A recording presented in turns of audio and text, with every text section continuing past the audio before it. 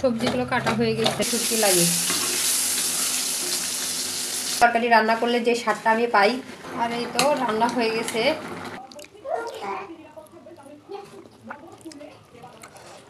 আমরা যেহেতু বাসায় থাকি না, তাই ঠিক মতো বাজার করা হয় না। গতকালকে আমরা গ্রামের বাসা থেকে আসছি, আর আসার পর এই যে এই বাজারগুলো করে এনেছি। এখন রান্না করব, তাই সবজিগুলো কেটে নিব। প্রথমে সিম কেটে নিচ্ছি। আজকে সিম, আলু আর গাজর দিয়ে ইলিশ মাছ দিয়ে রান্না করব। শীতের সবজিগুলো আপনাদের কার কাছে কেমন লাগে? আমার কাছে তো খুব ভালো লাগে। সবজিগুলো কাটা হয়ে গেছে। কাঁচামরিচ আর পেঁয়াজগুলো কেটে নিব এখন।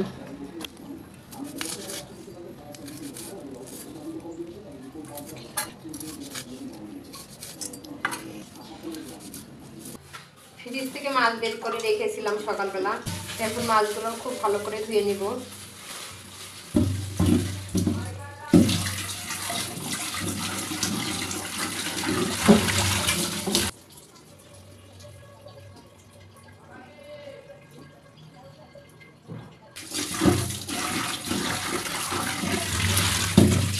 আর এই তো মাছগুলো খুব ভালোভাবে কয়েকবার ধুয়ে নিয়েছি। এখন লবণ, হলুদ আর মরিচের গুঁড়ো দিয়ে ভালো করে মেরিনেট করে রাখবো। লবণ, হলুদ গুঁড়ো, লাল মরিচের গুঁড়ো,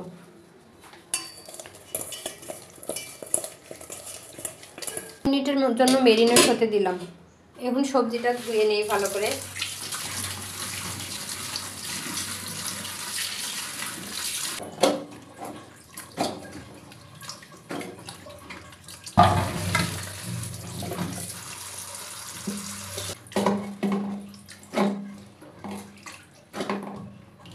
যেগুলো খুব ভালো করে কয়েকবার ধুয়ে নিয়েছি। আজকে নতুন চুলায় নতুন হাঁড়িতে রান্না করব। এই তো গতকালকে এই চুলাটা আমি নিয়েছিলাম। এই হাঁড়িটা অনেক আগেই নিয়েছিলাম, তবে রান্না করা হয়নি।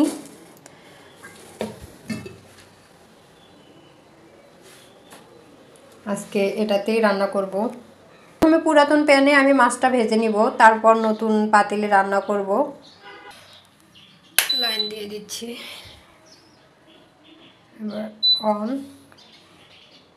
তারপর হচ্ছে পাওয়ার, তারপর সেকশন, এরপর প্যানটা বসিয়ে দিলাম। প্রথমে সরিষার তেল দিয়ে দিচ্ছি। তেল মনে হচ্ছে গরম হয়ে গেছে, এখন মাছটা দিয়ে দিচ্ছি।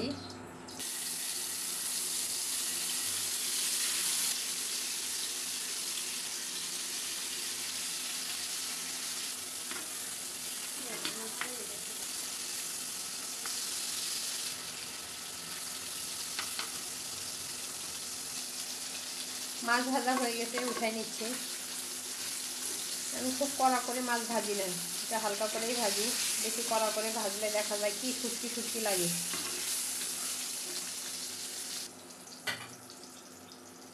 তরকারি রান্না করার জন্য পাতিল বসিয়ে দিছি।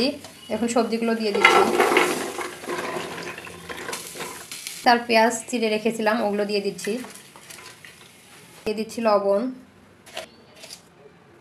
তারপর হলুদ, তারপর জিরে গুঁড়ো, এরপর ধনে গুঁড়ো, পরিমাণ মতো সরিষার তেল দিয়ে দিচ্ছি।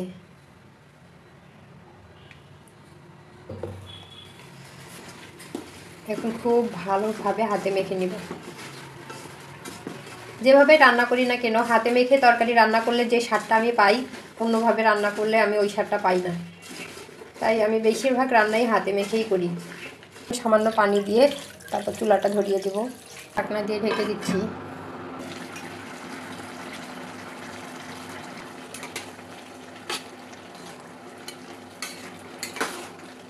এখন আরও কিছুটা কষিয়ে এই পানিটা যখন হালকা শুকিয়ে আসবে, তখন ঝোলের পানি দেওয়া লাগবে। এর জন্য কিছুটা পানি দিয়ে দিচ্ছি।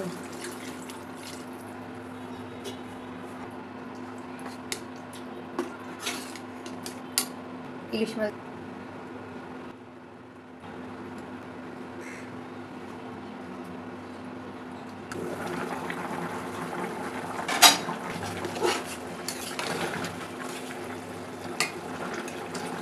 এবার এখানে ধনে পাতা দিয়ে দিচ্ছি। ধনে পাতাটা আমার খুব পছন্দ। শীতকাল আসলেই আমি সব তরকারিতে ধনেপাতা দিবই। আর এই তো রান্না হয়ে গেছে, ঝোলটা এরকমই নামাবো, ঠান্ডা হলে আরও কিছুটা ঝোল কমে যাবে। দেখুন তরকারি হয়ে গেছে, কালারটা কত সুন্দর, মাশাআল্লাহ সুন্দর এসেছে। খাবার নিয়ে নিলাম।